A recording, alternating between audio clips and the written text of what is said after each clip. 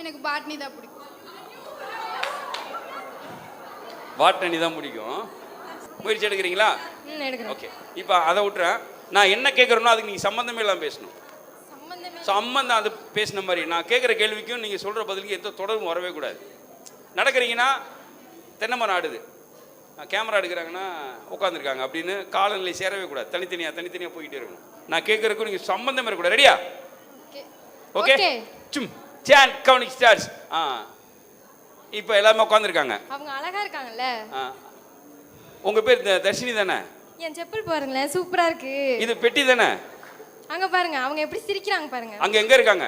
அங்கதான் இருக்காங்க. ஏய், அந்த கிஃப்ட் கொடுத்துடலாம். அந்த வான வீதியில் ஊர்வலம் பாரு, ஏழு குதிரை பூட்டுன தேரு. வான வீதியில்